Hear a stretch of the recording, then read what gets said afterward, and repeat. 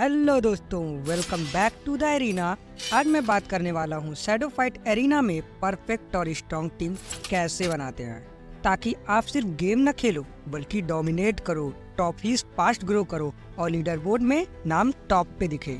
क्योंकि ये सच है, अगर आप रैंडमली हीरोज चूज करके खेलते हो तो लो लेवल प्लेयर भी आपको इजिली हरा सकते हैं। इस गेम में सिर्फ रिफ्लेक्स नहीं, स्ट्रेटेजी भी मैटर करती है। तो चलो शुरू करते हैं। टिप नंबर 1 है कि टीम में तीनों फ्रिक्शन के हीरो होने चाहिए।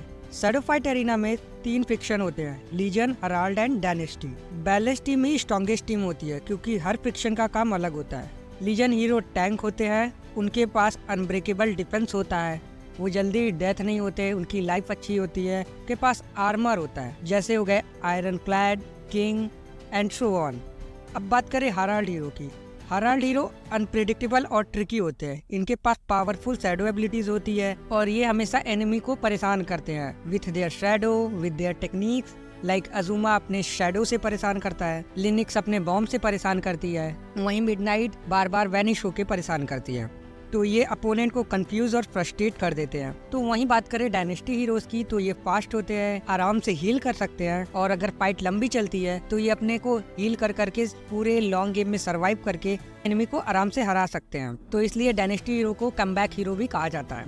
टिप नंबर 2, फर्स्ट राउंड जीतना बहुत इंपॉर्टेंट है। अब बोलोगे क्यों? क्योंकि फर्स्ट राउंड सिंपल राउंड नहीं होता है, ये पूरे मैच का डायरेक्शन डिसाइड करता है। क्योंकि अगर आप फर्स्ट राउंड जीत जाते हो तो आप अपोनेंट पर प्रेशर डाल सकते हो और बाकी राउंड्स को काउंटर पिक कर सकते हो आराम से। तो इसलिए पहला हीरो वो चूज करो जिससे आप बेस्ट प्ले करते हो कि आपका फर्स्ट राउंड जीतना बहुत ही आसान हो। या फिर आप ऐसा हीरो भी ले सकते हो जो हाई लेवल का हो, जो आपको पक्का जिता ही दे फर्स्ट राउंड को। फर्स्ट राउंड जीतना बहुत जरूरी है, क्योंकि अगर आप फर्स्ट राउंड जीत गए, जैसे मान लीजिए अपोनेंट ने सैंग भेजा, तो आप काउंटर में अजुमा भेज सकते हो। अगर शैडो वाला हीरो है तो एंटी शैडो भेजो, और अगर उसके पास एंटी शैडो हीरो है तो आप ऐसे हीरोज भेज सकते हो जिसका शैडो ही नहीं हो। या फिर मान लीजिए अपोनेंट के पास शॉर्ट हैंड वाले वेपन्स हैं, तो आप लॉन्ग हैंडेड वेपन यूज कर सकते हो काउंटर में, जिससे आप लॉन्ग डिस्टेंस से फाइट करके और आराम से जीत सको। अब बात करें टिप नंबर 3 की।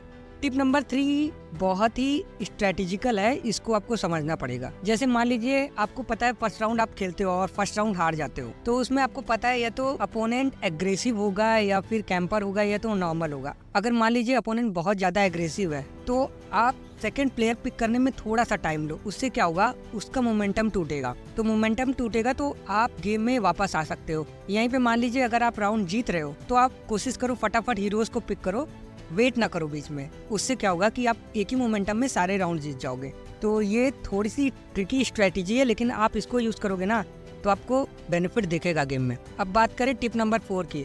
इसमें क्या करना है, आपको 3 से 6 हीरो को ही मैक्स टू मैक्स अपग्रेड करना है।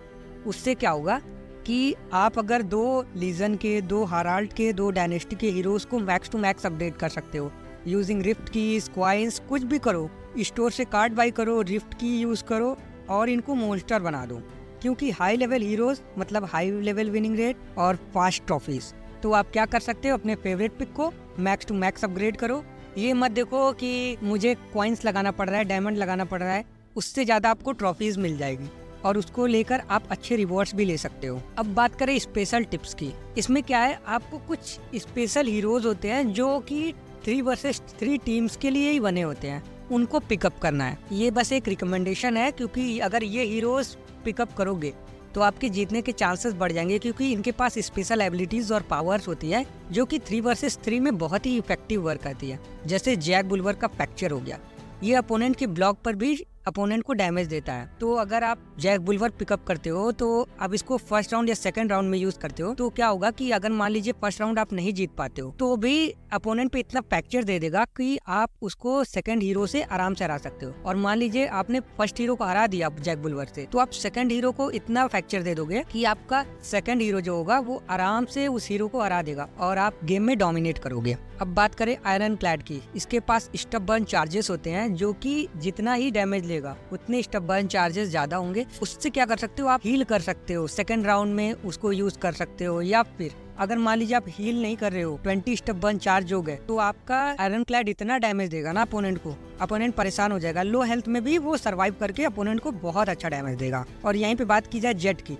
जेट क्या करती है, कि उसको स्टार्टिंग में ही 8 सीड्स मिलते हैं, जिससे वो क्या करती है, अपोनेंट को ज्यादा डैमेज देती है। तो अगर मान लीजिए आपने जेट से फर्स्ट राउंड में हरा दिया तो उसके जो चार्जेस होंगे, हार्मोनी चार्जेस, वो 16 हो जाएंगे। तो स्टार्टिंग से ही सेकंड राउंड में वो इंसेनली डैमेज देगी और अपोनेंट को आराम से हरा देगी। तो आप जेट का भी यूज कर सकते हो। और यहाँ पे बात की जाए सार्ज या केट की, तो इसके पास भी परफेक्ट फिनिश का ऑप्शन होता है। तो मान लीजिए अपने अपोनेंट को फर्स्ट राउंड में हरा नहीं पाया, तो आप जेट या सार्ज का यूज करके, अगर अपोनेंट की लाइफ 30% से कम है, तो सेकंड राउंड में जेट या सार्ज का यूज करके सिर्फ 1 हिट में अपोनेंट को हरा सकते हो। अब बात करते हैं नेक्स्ट अजुमा की। अजुमा के पास भी स्पेशल एबिलिटी भाई, वो अपोनेंट का शेडो चार्ज होने के बाद भी वो यूज नहीं कर पाता। तो आप क्या कर सकते हो, हमेशा अजुमा को सेकंड राउंड में यूज करो, थर्ड राउंड में यूज करो। उससे क्या होगा, अगर मान लीजिए फर्स्ट राउंड में आप हार जाते हो, तो अगर अजुमा रहेगा, आपने फर्स्ट हिट कर दिया, तो वो शेडो फुल होने के बाद भी वो शेडो यूज नहीं कर पाएगा। तो एनिमी परेशान रहेगा और आप उसके ऊपर डोमिनेट कर सकते हो, आराम से जीत सकते हो मैच।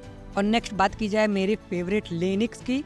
लेनिक्स का क्या है, उसके पास डायनामिक पावर होती है। ये डायनामिक पावर जब एक्टिव होती है ना, उसके क्लॉन लंबे हो जाते हैं, तो वो अटैक अच्छा करती है और उसके साथ साथ उस डायनामिक पावर में वो डैमेज बहुत ज्यादा अच्छा देती है। तो अगर मान लीजिए आप फर्स्ट राउंड जीत जाते हो, लेनिक्स की हेल्थ लो भी है और वो डायनामिक पावर एक्टिवेट कर ली, तो अपोनेंट को बहुत अच्छा डैमेज देगी और उसके हेल्थ को ऑलमोस्ट खत्म कर देगी। और यहीं पे बात की जाए कॉटल की। कॉटल को तो सभी जानते हैं, किंग ऑफ द लीजन। ये इतना बढ़िया कैरेक्टर है, इसके पास डबल हेल्थ होती है। कभी कभार ट्रिकी हो जाता है, अगर ये सार्ज के सामने आ गया, केट के सामने आ गया, तो थोड़ा सा अंडर परफॉर्म करता है। अजुमा के सामने भी अंडर परफॉर्म करता है। लेकिन अगर ये ना हो और काउंटर पिक कर रहे हो आप, तो कॉटल बहुत ही बेस्ट है। वो लॉन्ग सर्वाइव करके डबल हेल्थ के साथ एनिमी को आराम से हरा सकता है और आपको गेम में वापस ला सकता है अगर आप हार रहे हो तो। और अब बात की जाए हम सबके फेवरेट E2 की। E2 की पावर तो सभी जानते हो, उसके कॉम्बोस इतने ओपी है ना कि अगर आप उसको यूज करते हो तो बहुत ही अच्छा मैच जीतोगे।